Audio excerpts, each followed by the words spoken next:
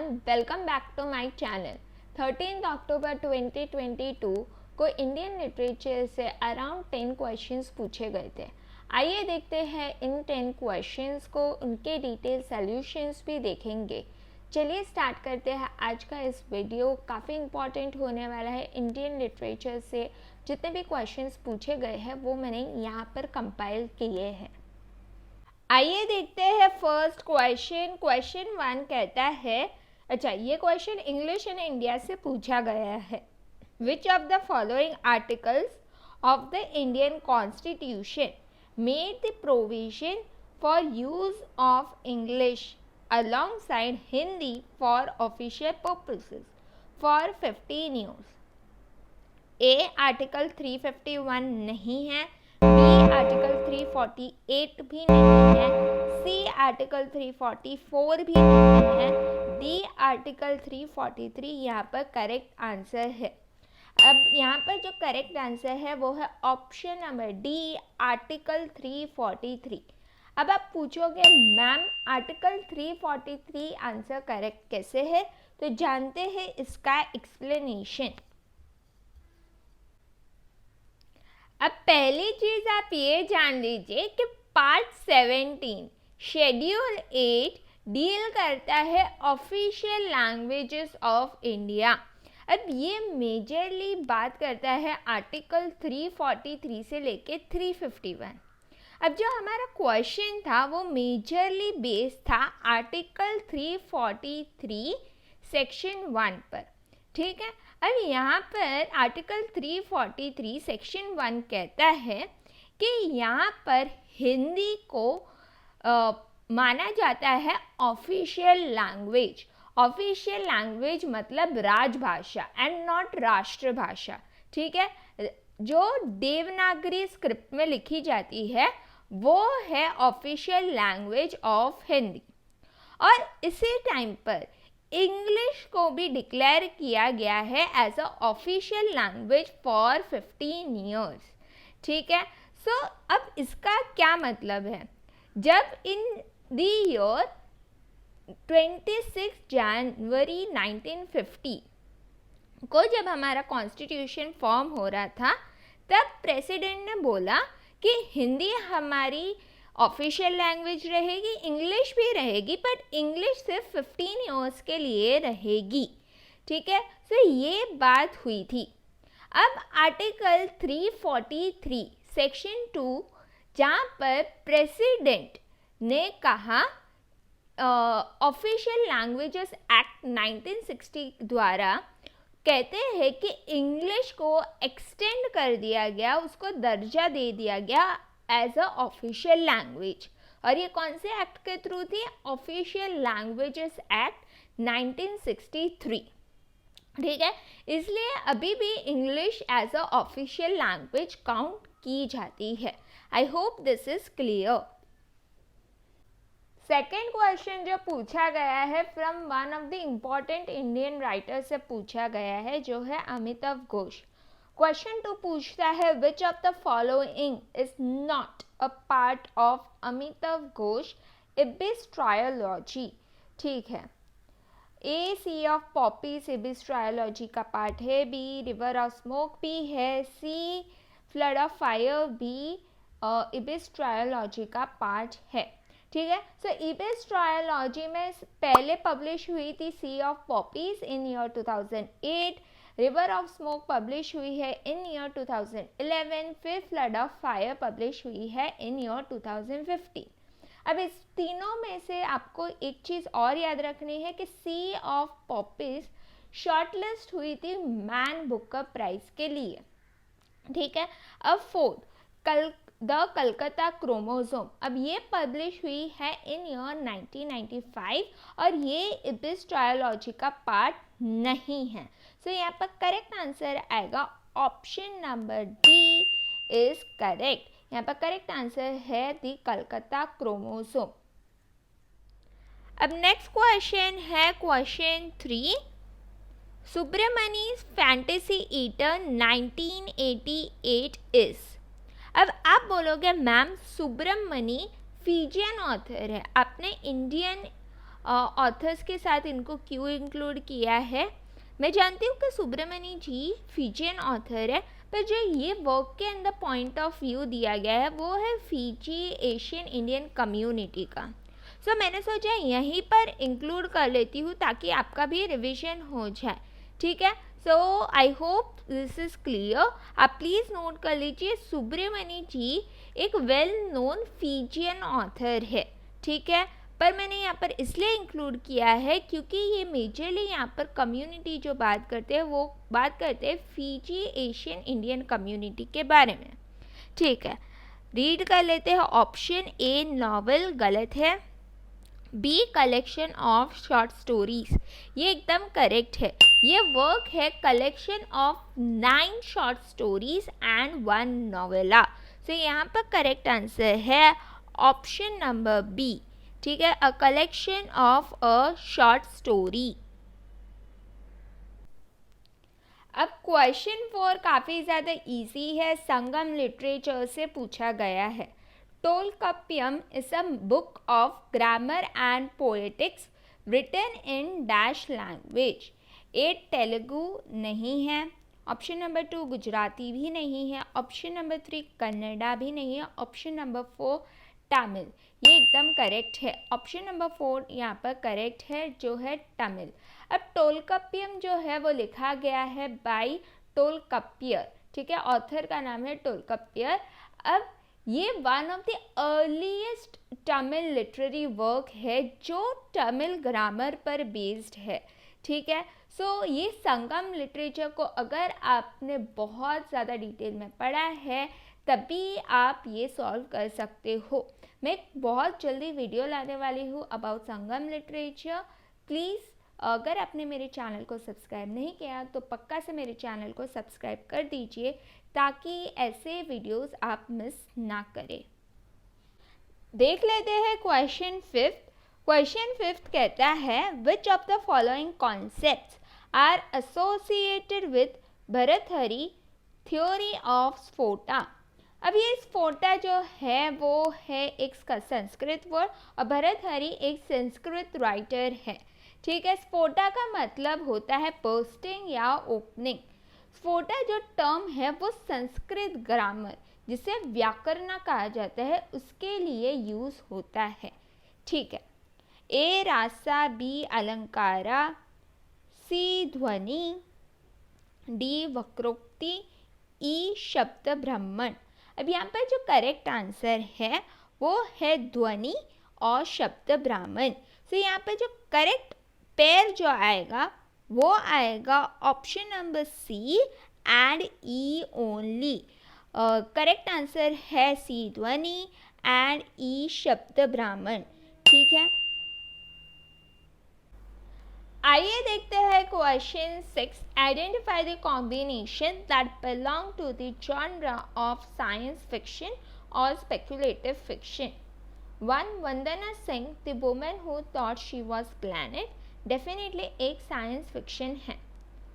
2 Tahmina Durrani blasphemy. अब ये एक ऑटोबायोग्राफी है, साइंस फिक्शन या स्पेकुलेटिव फिक्शन से इसका कोई लेना देना नहीं। 3 Salman Rushdie the satanic versus. अब इसमें जो मेन जॉनरा है वो है मैजिक रियलिज्म। 4 प्रिया सरकाई-क्राबिया जनरेशन 14।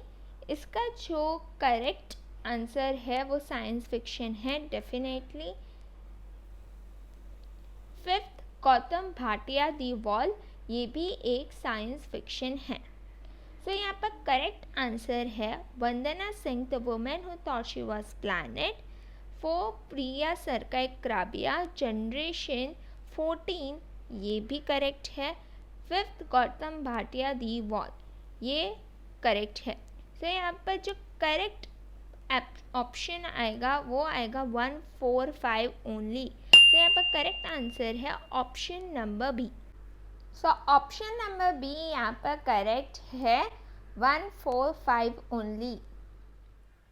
आइए देखते हैं क्वेश्चन 7। क्वेश्चन 7 पूछा गया है from books and authors. Identify the correct pairs. The boyfriend Juliet Banerjee एकदम करेक्ट है। B nude therapy by Margaret Chatterjee, ये गलत है बिकॉज न्यूड थेरेपी लिखी गई है by Saurabh Kovaschi. Then C the other women and other stories लिखी गई है बाय दीना मेहता, ये भी एकदम करेक्ट है। D the Yankee and the yoga by the Yankee and the yogi by Bachi Siddharth, एकदम करेक्ट है। E prejudice of ages by Vera Sharma, ये गलत है because prejudice of ages and other stories ये बुक लिखी गई है by Savitri Khanna and KL Sadhana. ठीक है, choose the correct answer from the options given below. जैसे कि मैंने आपको बताया, यहाँ पर करेक्ट पेयर है A the boyfriend Juliet Banerjee, C the other women and other stories, उसके बाद है D the Yankee and the yogi. So यहाँ पर करेक्ट आंसर है A C and D only. So यहाँ पर करेक्ट ऑप्शन आएगा option number 4 A C and D only. Option number 4 यहाँ पर करेक्ट है। आइए देखते हैं question 8। Find out the correct sequence of the publications of the following books. अब यहाँ पर जितनी भी बुक्स है वो लिखी गई है बाय VS नाइपॉल। अब मुझे पता है कि वो त्रिनिदादियन बॉर्न ब्रिटिश राइटर है, बट मैंने इनको इसलिए यहाँ पर इंक्लूड किया है क्योंकि वो बहुत ज़्यादा फेमस है इंडियन ट्रायोलॉजी के लिए। सो ये इंडियन ट्रायोलॉजी उन्होंने लिखी है, इसलिए मैंने इसे इंडियन लिटरेचर में ही कवर कर दिया है। बिकॉज कोई सेंस नहीं बनता कि मैं 2 क्वेश्चंस के लिए एक वीडियो बनूँ।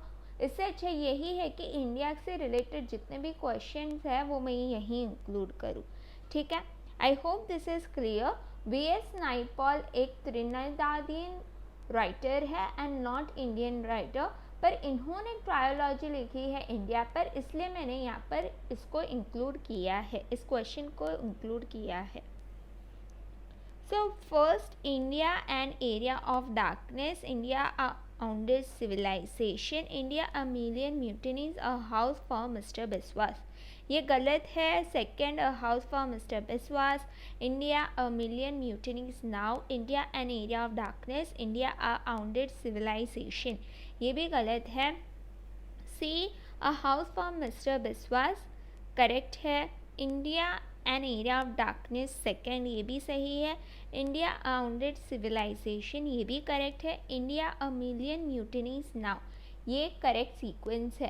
तो यहाँ पर करेक्ट आंसर है ऑप्शन नंबर 3।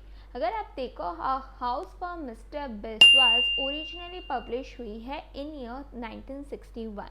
उसके बाद जो भी VS नाइपॉल ने इंडियन ट्रायोलॉजी लिखी है, पहले आती है इंडियन ट्रायोलॉजी में N area of darkness which was originally published in year 1964. Then we have India a Founded Civilization which was published in year 1977, and last is India a Million Mutinies Now, originally published in year 1990. So यहाँ पर correct answer है option number 3।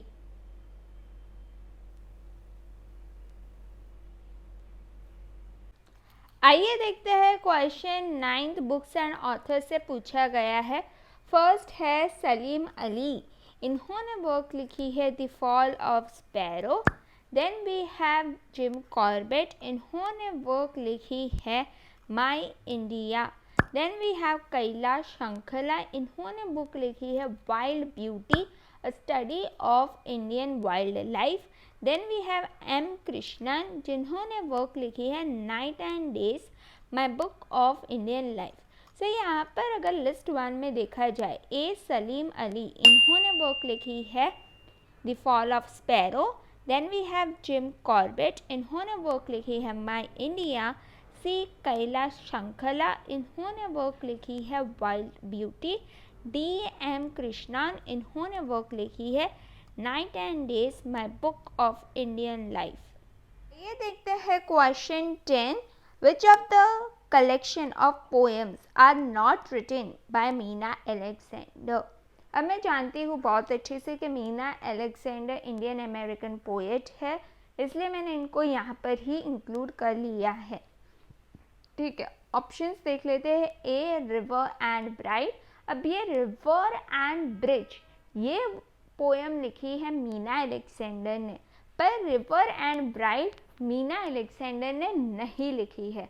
कौन सी book Meena Alexander ने लिखी है? River and bridge. ठीक है, please note करना है, river and bridge Meena Alexander ने लिखी है। ठीक है।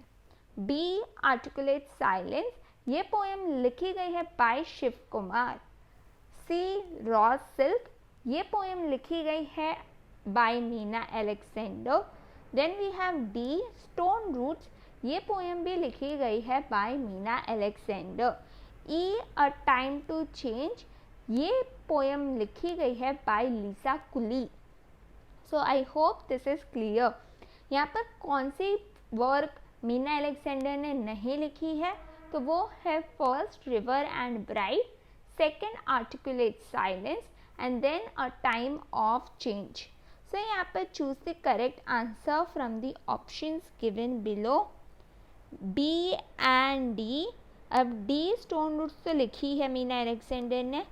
Option number 2 C and E. अब रॉ सिल्क मीना अलेक्जेंडर ने लिखी है। A and B river and bride नहीं लिखी है, आर्टिकुलेट साइलेंस भी नहीं लिखी है। 4 B and E articulate silence और E a time to change ये भी नहीं लिखी है मीना अलेक्जेंडर ने। सो यहाँ पर 2 करेक्ट आंसर है। ठीक है, ऑप्शन नंबर 3 एंड 4 ये दोनों ही करेक्ट है। ठीक है, I am sure this is clear. कौन कौन सी बुक मीना अलेक्जेंडर ने नहीं लिखी? तो रिवर एंड ब्राइड नहीं लिखी, आर्टिकुलेट साइलेंस नहीं लिखी और अ टाइम टू चेंज ये पोएम भी मीना अलेक्जेंडर ने नहीं लिखी है। Let us now talk about question 11. Question 11 is identify the novels that were published in the 1980s and the 1990s. Option number A, Red Earth and Pouring Rain.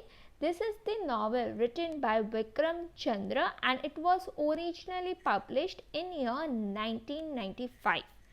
B, The Circle of Reason, first and the most famous work of Amitav Ghosh, which was originally published on 1st January 1986. C, The Ghost of Vasu Master, novel by Geeta Hariharan. ये publish हुई है in year 1994. The Miguel street, novel by B.S. Naipaul, published in year 1959. E, The Siege of Babylon, ये tragedy है by English writer Samuel Porridge. So ये publish हुई थी इन year 1677. ये एक ट्रेजेडी है। ठीक है, choose the most appropriate answer from the options given below. जैसा कि हमने देखा यहाँ पर करेक्ट आंसर है A, red earth and pouring rain, B, the circle of reason, C, the ghost of Vasu master. So यहाँ पर करेक्ट आंसर आएगा option number 4, A, B and C only. उम्मीद करती हूँ आज का ये सेशन आपको पसंद आया होगा। सेशन पसंद आया है तो लाइक, शेयर और सब्सक्राइब कर दीजिए। वैसे तो 10 क्वेश्चंस इंडियन लिटरेचर से थे, एक क्वेश्चन इंग्लिश इन इंडिया से था। Thanks for watching.